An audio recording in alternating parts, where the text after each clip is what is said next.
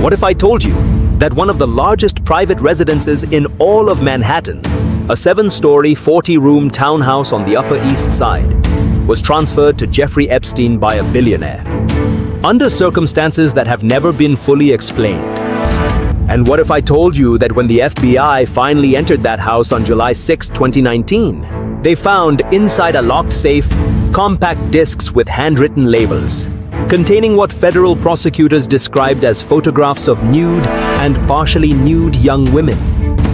9 East 71st Street, a house that witnesses described as a palace of surveillance. A house where, according to sworn testimony, cameras monitored the rooms. A house where victims say they were recruited, groomed, and abused, behind a limestone facade that most people in Manhattan walked past every day for decades. Stay till the end of this episode, because what the FBI cataloged inside that house, and what may have existed before they arrived, that's where this story turns. I'm Mark Epstein, and this is the Epstein Files.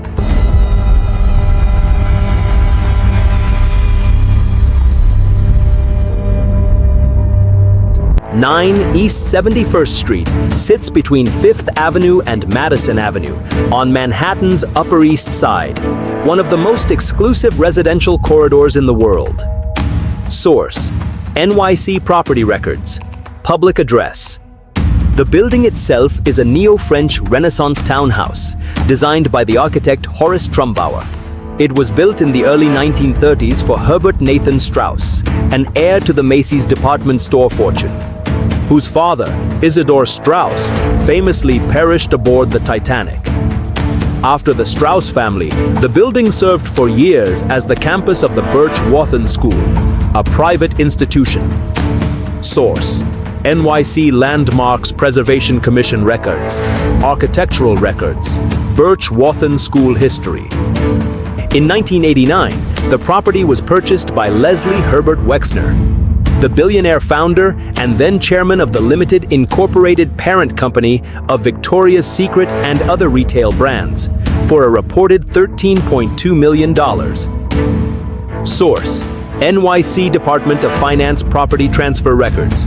Reporting by New York Times, 1989. Vanity Fair, The Talented Mr. Epstein, March 2003. Wexner commissioned extensive renovations. According to multiple reports, the architect and designer Thierry W. Despont was involved in the restoration.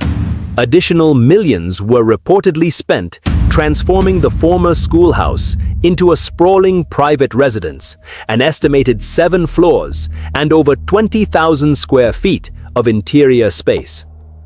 Source: NYC Department of Buildings. Permit records. Vanity Fair, March 2003. Architectural reporting. But here is the question that hangs over this entire episode. Pause.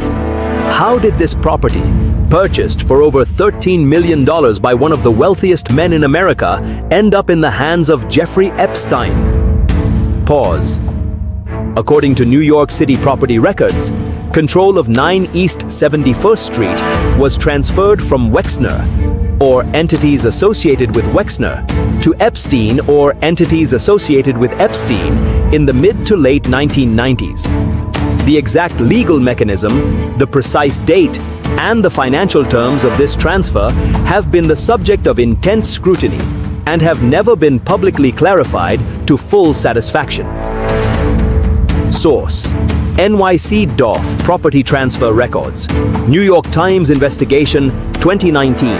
Vanity Fair, March 2003. In August 2019, weeks after Epstein's arrest, Wexner released a public letter acknowledging his financial relationship with Epstein.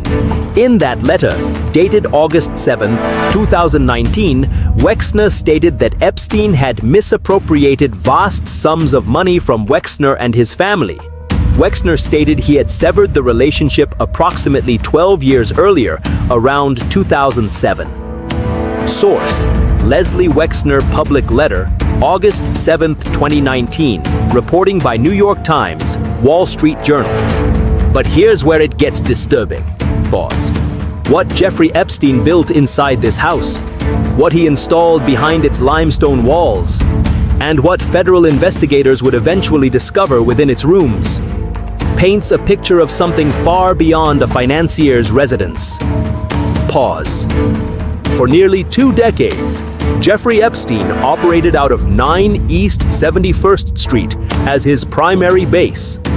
It was his residence, his office, and his meeting place with some of the most prominent figures in business, science, politics, and finance. And according to federal prosecutors and multiple witnesses under oath, it was a primary location where he sexually abused underage girls.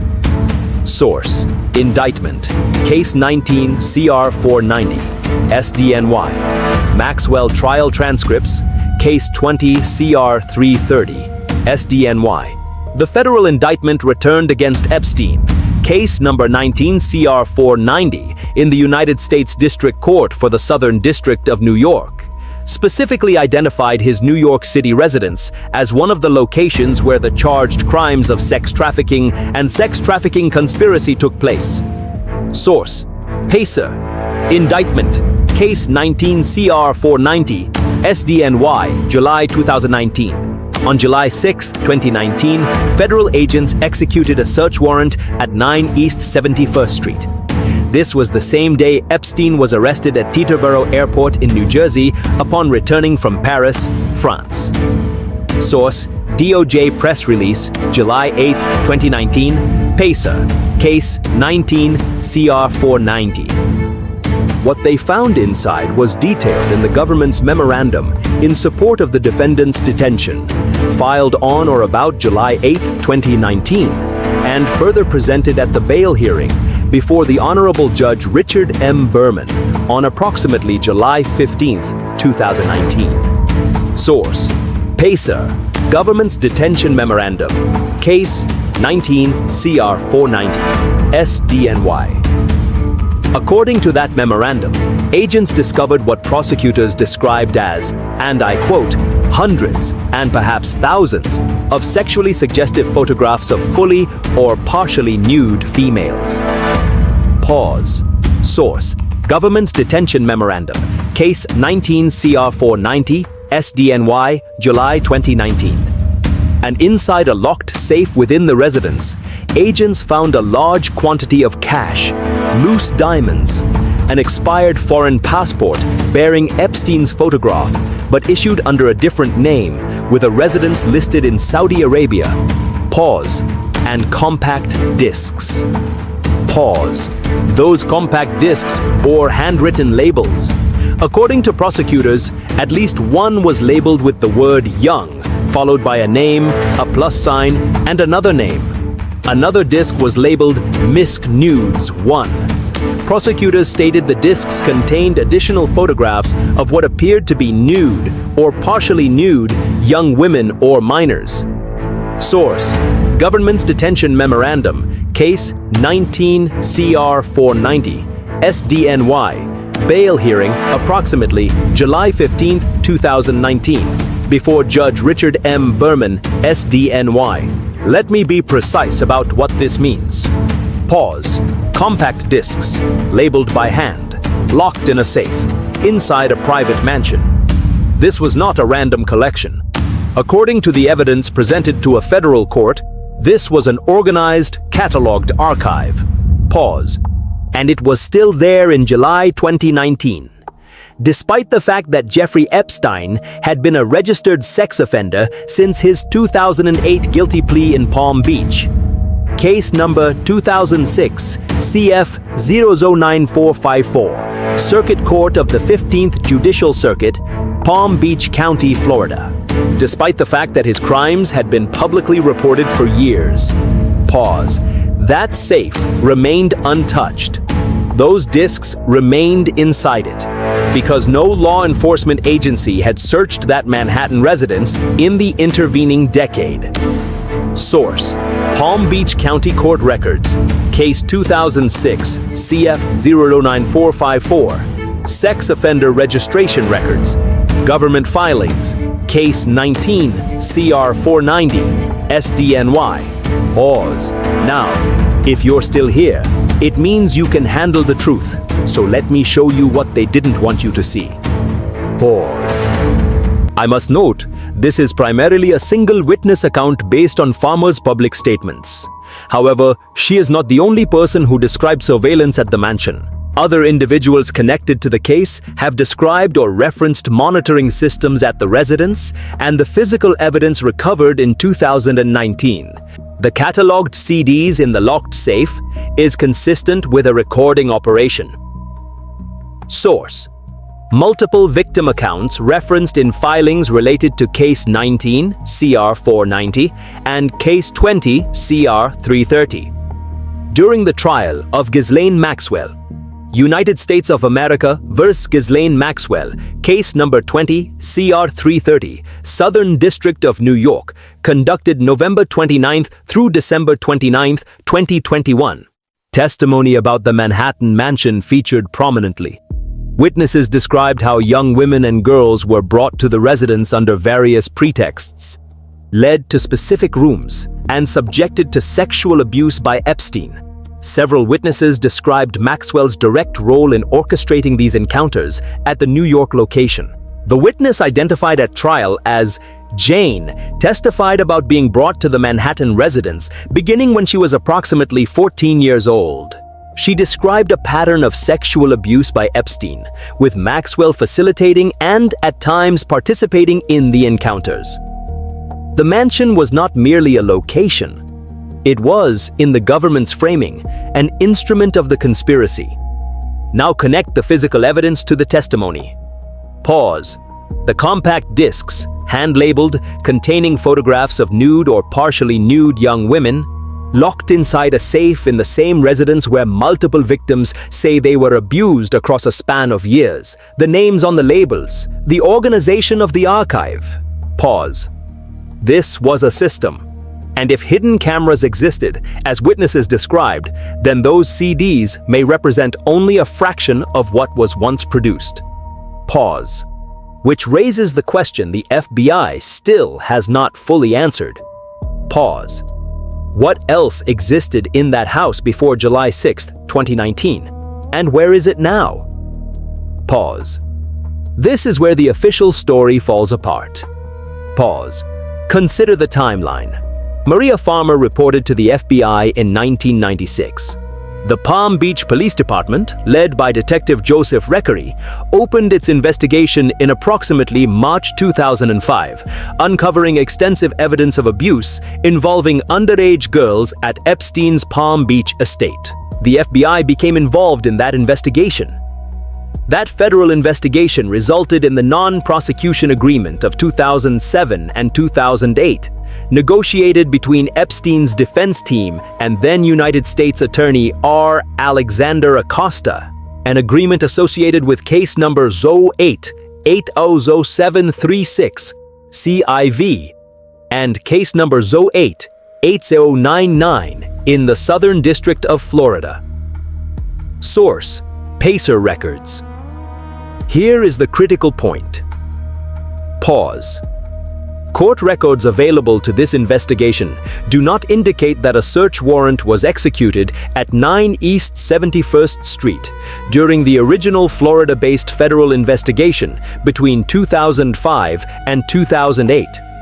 That means from 1996, when Maria Farmer first reported to the FBI, through the Palm Beach investigation, through the FBI's involvement, through the non-prosecution agreement, all the way to July 6, 2019, the Manhattan mansion went unsearched.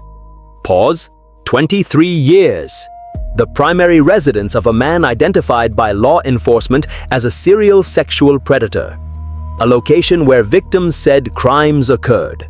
A location where, when finally searched, prosecutors found a safe full of labeled discs containing images of young women. Pause. And for 23 years, no one opened that door. Pause. If that evidence was there in 2019, what was there in 2005? In 2008? In 2015? How many victims might have been spared if a search had been conducted during any of those years? These are not rhetorical questions. These are questions that demand answers from every federal official who held jurisdiction over Jeffrey Epstein during those 2 decades. Pause. After Epstein's death on August 10, 2019, at the Metropolitan Correctional Center in Manhattan, ruled a suicide by hanging by New York City Chief Medical Examiner Dr. Barbara Sampson, the mansion became part of his estate. According to property records and reporting, the residence was sold in approximately March 2021 for approximately $51 million. $51 million. Pause. For a house where federal prosecutors documented finding evidence of the sexual exploitation of minors. The contents of the safe were catalogued, but the deeper questions persist. If a surveillance system existed throughout that residence, as witnesses described, where are the recordings? Were they stored on site? Were they moved? Were they destroyed? Pause. Who had access to the mansion between Epstein's 2008 conviction and his 2019 arrest, 11 years during which he was a registered sex offender but continued operating freely? And this connects directly to Episode 6, where we examine the purchase of Little St. James Island. 9 East 71st Street was one node in a network of properties. Each served a function. As we noted in that earlier episode, the financial institutions that facilitated Epstein eventually faced consequences. J.P. Morgan Chase settling for approximately $290 million in June 2023. Deutsche Bank for approximately $75 million in May 2023. But the questions about the mansion, about what was inside, those questions remain open. Let me bring this back. Pause. 9 East 71st Street, built for an heir to the Macy's fortune, transferred to Jeffrey Epstein under terms never fully explained. Pause. Filled, according to federal prosecutors, with hundreds, perhaps thousands, of photographs of nude young women, containing a locked safe with hand-labeled discs. Pause. And for 23 years, from the first known report to the FBI in 1996 to the search warrant in July 2019, that door remained closed. This is not conspiracy. This is court record. The powerful bury the truth, but paper has a longer memory than power. Pause. If this episode opened your eyes, hit subscribe and the bell icon, because every file matters. Next file. We follow the money. The billions that flowed through Epstein's accounts.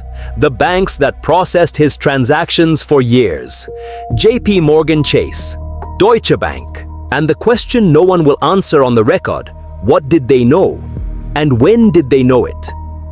I'm Mark Epstein, and I'll see you in the next file.